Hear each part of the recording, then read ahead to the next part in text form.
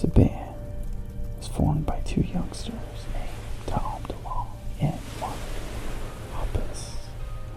Nobody could ever imagine that one day they would become the famous punk band we all know, named Blink182.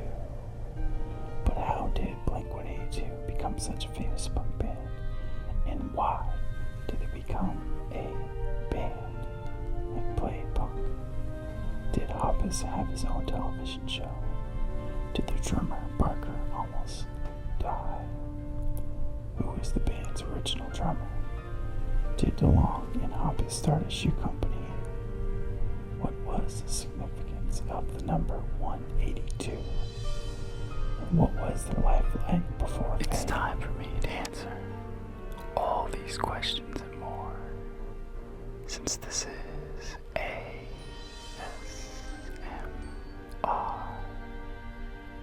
Aaron, back at it again with another daily video to help you relax. So lay back and enjoy the ride.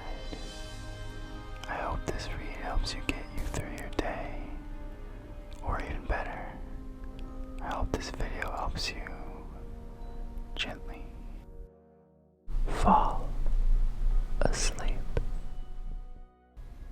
I can't wait to get started. This is the tale of Blink182.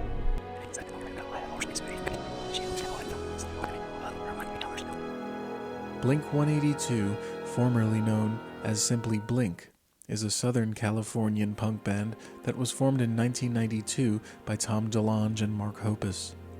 The group is notable for the lyrical content of their songs, which is humorous and often uplifting.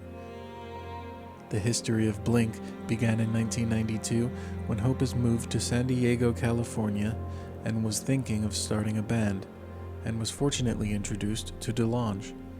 The two of them later decided that they needed to look for a drummer, and DeLonge discovered Scott Rayner at his school, who played drums. Thus the three of them started considering a number of names before they agreed to call themselves just Blink. So they started a trio band, which later on consists of Tom, Matthew DeLonge on guitar, Mark Allen Hoppos on bass, and Travis Landon Barker on drums. DeLonge was born in Poway, California. His father was an oil company executive, and his mother a mortgage broker. His first musical instrument was a trumpet, which he received as a Christmas gift at age 11. Despite his early interest in music, becoming a musician was not his first calling. DeLonge originally planned to become a firefighter, and participated in the San Diego Cadet Program. He first picked up the guitar from a friend at church camp, and became preoccupied by the instrument. DeLonge received his first guitar as a Christmas present from two friends in the 6th grade, a beat-up, shitty acoustic guitar that was worth about $30. He gathered his brother, Sean, and sister, Carrie, as an audience for his original songs. Mark Hoppos was born in Ridgecrest, California on 15th March 1972, to Carrie Werns and Tex Hoppos. His father worked for the U.S. Department of Defense, where he used to design missiles and bombs. He has one sister. His parents divorced when Mark was only 8, and it had a drastic effect on him. He later described his childhood as quite lonesome. He began skateboarding and listening to punk rock when he was in junior high school. Over the next few years, he became quite fond of punk rock music. He received a bass guitar as a gift from his father when he was 15, and he started teaching himself by playing to several bands. However, he never took formal lessons. Towards the end of 1992, the band released an EP known as Fly Swatter, which was recorded using a boombox in Scott's bedroom, because of which the sound quality was poor. Before the end of the year, the band released another demo cassette, which was dubbed Buddha. Before the end of the year, the band released another demo cassette, which was dubbed Buddha. Compared to the previous record, this demo was better, as around 1,000 copies of this were eventually produced by Cargo Filter Records. And in early 1994, Blink released their first full-length album, Cheshire Cat, with Grilled Cheese Records. The album contained many new versions of songs that had appeared on the Buddha demo. From this point on, the group did quite well, so they started to think about further records and believed that their hopes and dreams could soon come true. Unfortunately, shortly after they outed Cheshire Cat, Blink were threatened with legal action brought by a techno band in Ireland of the same name. In order to avoid a lengthy lawsuit, Blink added the numbers 182 to the end of their name. Many questions raised on the added number, which all the band members insisted to be picked randomly. That being so, the trio started their career as Blink182. During the punk rock boom of the 1990s, Blink182 were signed by MCA and received wide exposure, touring with established punk groups like Pennywise and NoFX on the 1996-1997 Warped Tour. Apart from that, they were also widely known in the skating and snowboarding scenes from their appearances in related videos and live events.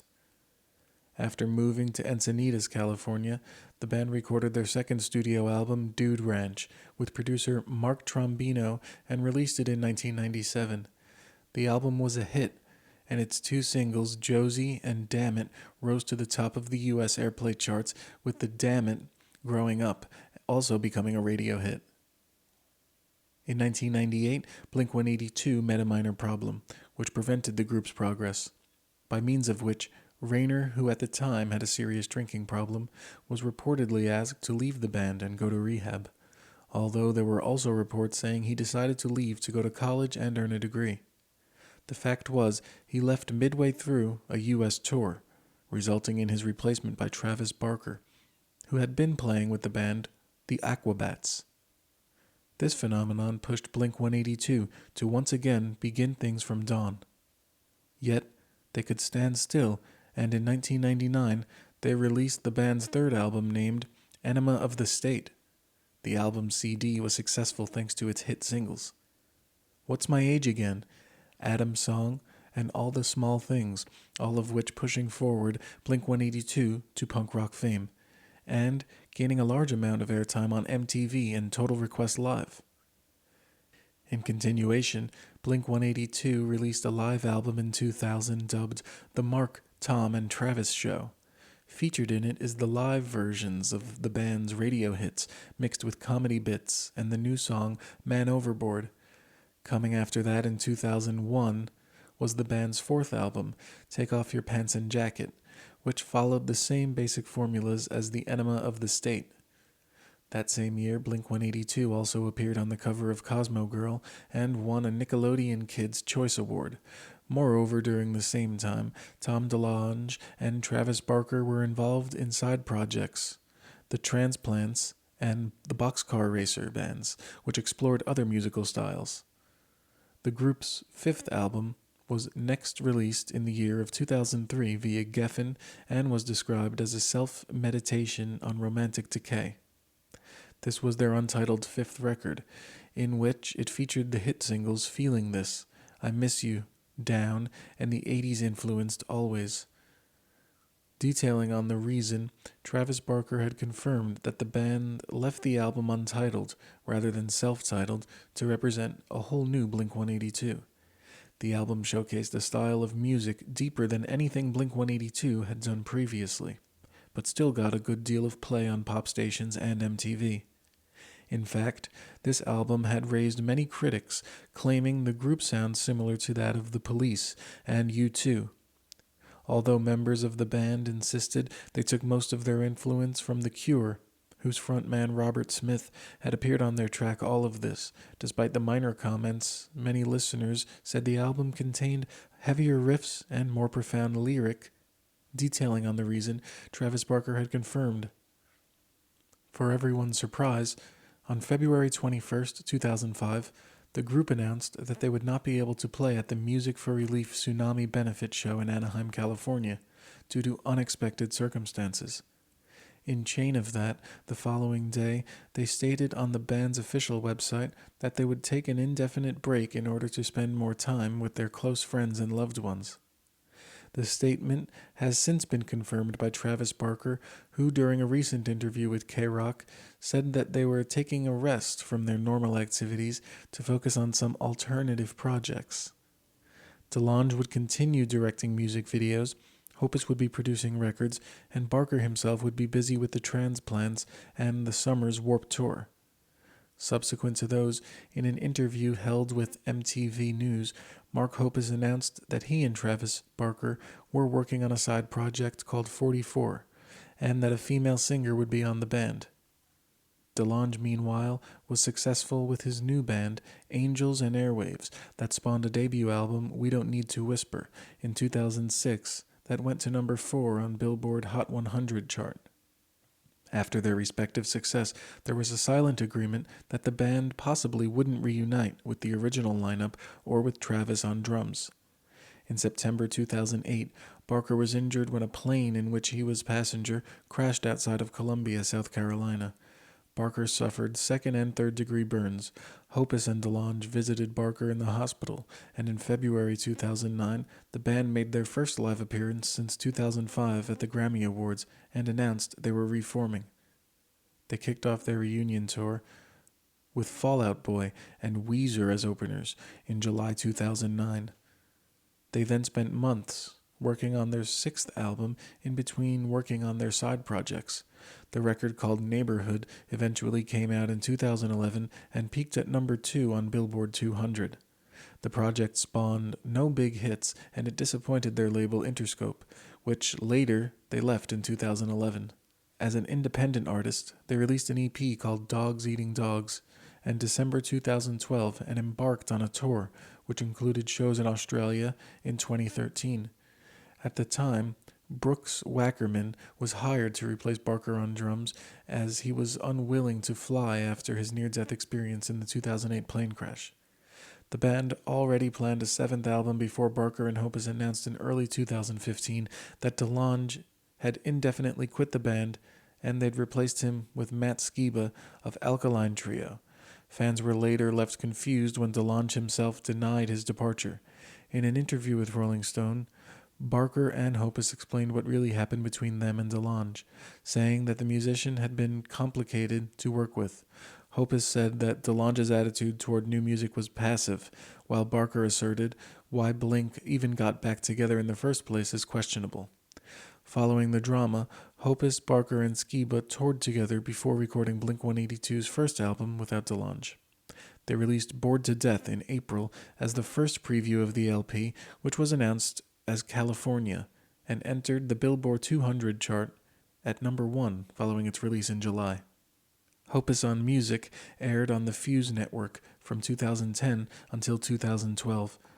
Co-hosted by then up-and-coming comedian Amy Schumer, the show focused on music and interviews with a comedic twist, as well as live performances from both established and up-and-coming bands. In 2008, Barker and collaborator DJ AM, Adam Goldstein, were involved in a chartered plane crash that would take the lives of the 2 pilots. Their security guard and their friend, Barker and Goldstein, would walk away with second and third degree burns and post-traumatic stress disorder. Goldstein overdosed on a mix of his prescription drugs and cocaine a year later, leaving Barker the sole survivor of the crash. The crash may also have been one part of the reason Blink182 got back together in 2009. The man behind the drums on Blink182's first 2 albums, Cheshire Cat and Dude Ranch, was Scott Rayner. Following an argument during a winter tour, Rayner left the band and they took on Barker, who was playing with ska punk superheroes, the Aquabats, at the time. Barker's first album with Blink182 was 1999's Enema of the State. DeLonge and Hoppus started the Shoe Company in 2002. The company frequently collaborates with musicians to make custom shoes and clothing, and currently has a line of shoes that is completely vegan. Hoppus no longer holds a share in the company. The band had to add the 182 to distinguish themselves from an Irish band with the name Blink. In 1996, DeLonge began dating Jennifer Jenkins, with whom he had been friends since high school. They were married on May 26, 2001, at Coronado, California, on San Diego Bay. The band Jimmy Eat World performed at the reception. DeLonge gave each of the groomsmen, including Mark Hoppus, silver yo-yos from Tiffany & Co. In 2019, DeLonge filed for divorce. Mark Hoppus got married to Sky Everly in 2000. Interestingly, it was his bandmate Tom who had first asked Sky to date Mark. Though she refused initially, the couple eventually clicked and started dating. They had one son in 2002. And so ends the tale of the very famous band Blink182, who lived happily ever after, continuing to make smash hit songs for their fans.